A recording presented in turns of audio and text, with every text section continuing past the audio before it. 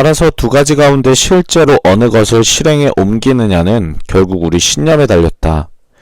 사람들이 휴가를 보내는 모습을 생각해보자. 긴 의자에 드러누워 느긋하게 일광욕을 즐기는 사람도 있을 테고, 쉴 새 없이 움직이면서 비치볼 경기 같은 걸로 하루를 다 보내는 사람도 있을 것이다. 양쪽 모두 자기가 가장 휴가다운 휴가를 보내고 있다고 생각하면서 다른 사람처럼 휴가를 보내는 것은 일고의 가치도 없는 일로 여길 것이다. 돈이 없는 사람들에겐 그들만의 공통적인 특징이 있다. 돈이 모이려면 모일 수 없는 그런 이유가 몇 가지 있는 것이다. 돈이 없는 사람들은 부가 무엇인지 모른다. 당신은 부자가 되는 것이 무엇이 의미한다고 생각하는가? 당신은 명확한 숫자를 기준으로 한 목표를 가지고 있는가? 인생은 홈쇼핑 회사와 같다. 우리가 보내달라고 하는 것만 보내준다. 돈은 언제라도 많이만 보내달라는 주문은 통하지 않는다. 아마 당신도 홈쇼핑 회사에 아무거나 좋은 걸로 보내달라는 식의 주문은 하지 않을 것이다. 당신에게 있어 어느 정도가 잘 사는 건지 명확한 숫자를 댈 수 있어야 한다. 그러므로 언제까지 얼마의 돈을 모으기 원하는지 아래에 적어보길 바란다. 숫자를 명확하게 제시하지 않으면 인생이라는 홈쇼핑 회사는 당신에게 돈을 붙여주지 않는다. 물론 나중에 얼마든지 금액을 올려도 된다. 하지만 지금 얼마가 되었든 일단 써놓길 바란다. 부자가 된다는 게 무엇인지 분명하게 알기 위해선 세 가지를 반드시 해야 한다. 정확한 숫자를 알고 있어야 하고 그 숫자를 종이에 적어야 하며 그것을 그림으로 바꿔야 한다. 침대를 한번 생각해봐라. 지금 당신의 머리엔 무엇이 떠올랐는가? 침자와 대자라는 글자인가? 아니면 어떤 그림인가? 그림이라면 시트가 말끔하게 새로 씌워져 있는 침대인가? 아니면 이불이 아무렇게나 널려 있는 침대인가? 또 비어있는 침대인가? 아니면 누군가 누워있는 침대인가? 우리의 잠재의식은 숫자나 글자에 반응하는 것이 아니라 그림에 반응한다. 정말로 부자가 되고 싶으면 우리의 잠재의식과 동맹을 맺어야 한다. 잠재의식이야말로 우리가 해야 할 일들을 자동적으로 수행하게 하는 원동력이기 때문이다. 당신은 자신의 잠재의식에 필요한 그림들을 제대로 그려주고 있는가? 그것이 손목시계든 자동차든 혹은 집이든 그림으로 그려서 몸에 지니고 다닌 적이 있는가?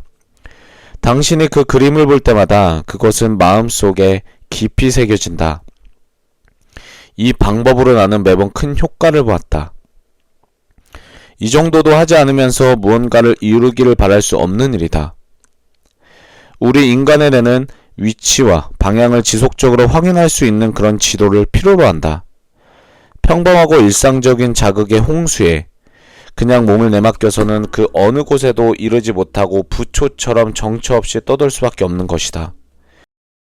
나는 6년 만에 평범한 기계공에서 회사의 최고 경영자 위치에 오른 성공한 청년을 만난 적이 있다. 그는 이런 이야기를 들려주었다. 나는 우리 회사에서 6억 원 이상의 연봉을 받는 사람들이 모여서 찍은 사진을 구했습니다.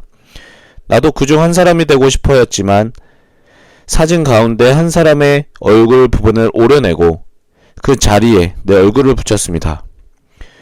이후 나는 하루에도 몇 번씩 이 사진을 들여다보았습니다. 그러고는 잠깐 눈을 감고 생각했습니다. 이 성공한 사람들의 그룹에 들어가면 무엇이 달라질까? 이 사람들은 내게 무슨 말을 할까? 나는 어디에 가고 무엇을 먹고 마시며 무엇을 생각을 하게 될까?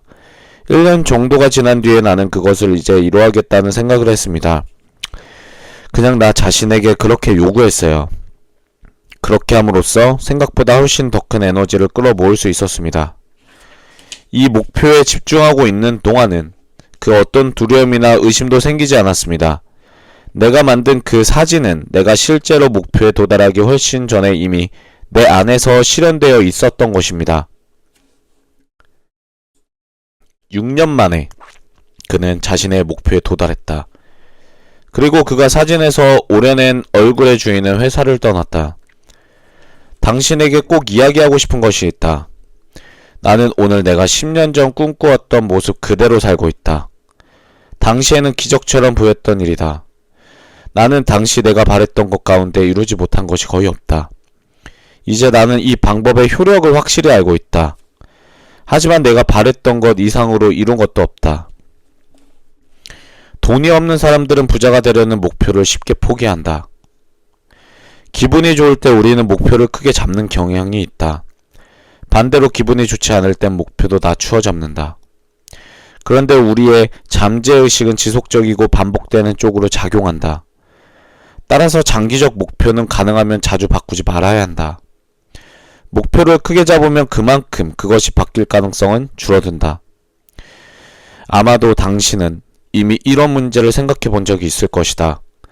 작고 현실성 있는 목표를 세울까? 아니면 거대한 궁전을 하늘에 짓는 목표를 세울까 하고 말이다. 내 생각엔 큰 목표가 작은 목표보다 더 실현 가능성이 크다. 왜 그런지 설명해 보겠다.